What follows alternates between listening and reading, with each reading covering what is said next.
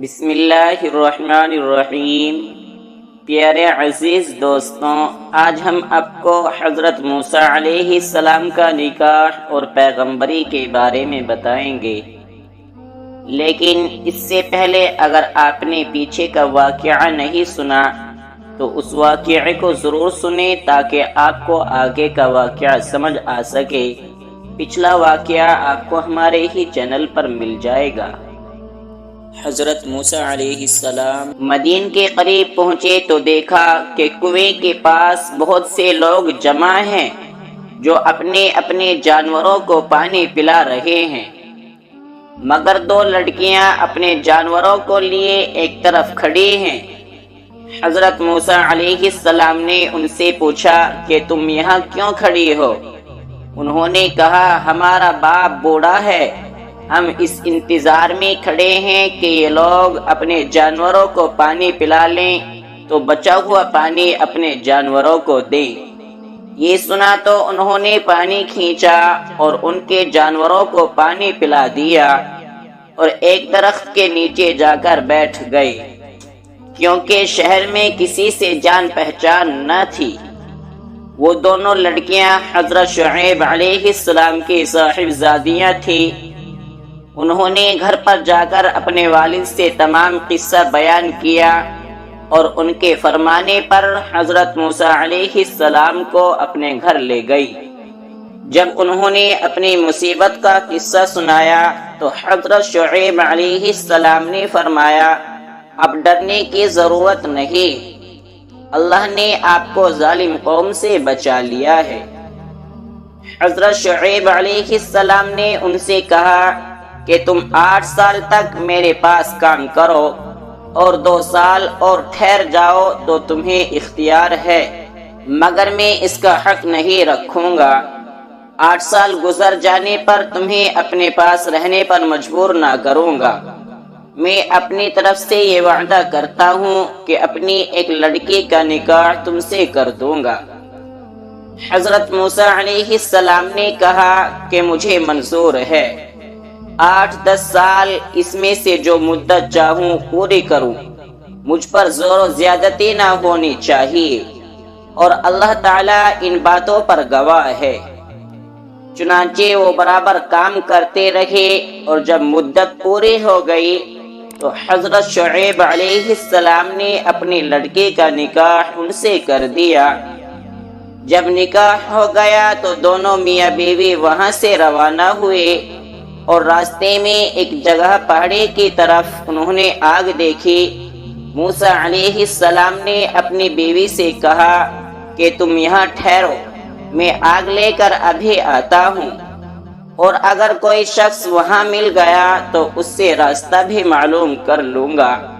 وہاں گئے تو میدان کے کنارے پر درخت میں سے آواز آئی، مبارک ہے وہ جو اس آگ میں ہے اور جو اس کے چاروں طرف ہے، تم طوا کے میدان میں ہو، اپنے جوتے اتار دو، میں بڑی دانائی والا اللہ ہوں، تمام جہان کا اور تمہارا پالنے والا۔ میں نے تمہیں پیغمبری کے لیے چن لیا ہے، جو کچھ کہتا ہوں اس کو سن، میری عبادت کر اور میری یاد کی خاطر نماز کی پابندی کر، بے شک قیامت آنے والی ہے۔ موسیٰ علیہ السلام تمہارے دائیں ہاتھ میں کیا ہے؟ انہوں نے کہا یہ میری لاٹھی ہے، اس پر سہارا لیتا ہوں، اپنی بکریوں کے لیے اس سے پتے جھاڑتا ہوں اور اس کے سوا اس سے اور بھی کام لیتا ہوں۔ اللہ تعالیٰ نے حکم دیا کہ اس لاٹھی کو زمین پر ڈال دو۔ لاٹھی جو ڈالی تو وہ سانپ کی طرح دوڑتی ہوئی دکھائی دی، اس پر وہ ڈر گئے۔ اللہ تعالیٰ نے ارشاد فرمایا کہ اس کو پکڑ لو اور ڈرو نہیں، ہم ابھی اس کو پہلی حالت پر کر دیتے ہیں، اور اپنا داہنا ہاتھ اپنی بائیں بغل میں دے لو، پھر نکالو، بلا کسی عیب کے نہایت روشن ہو کر نکلے گا۔ یہ دوسری نشانی ہوگی تاکہ ہم تم کو اپنی قدرت کی بڑی نشانیوں میں سے بعض نشانیاں دکھا دیں۔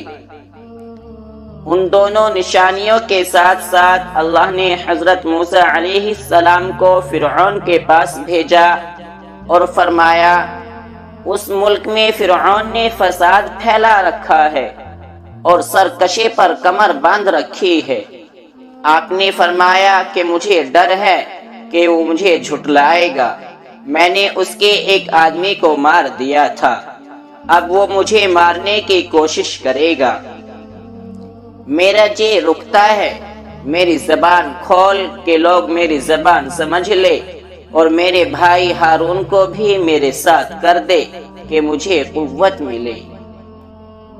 حضرت موسیٰ علیہ السلام کی دعا قبول ہو گئی اور دونوں بھائیوں نے مصر میں جا کر فرعون سے کہا کہ اللہ نے ہمیں تیرے پاس بھیجا ہے کہ تو بنی اسرائیل کو نہ ستا اور انہیں ہمارے ساتھ روانہ کر دے۔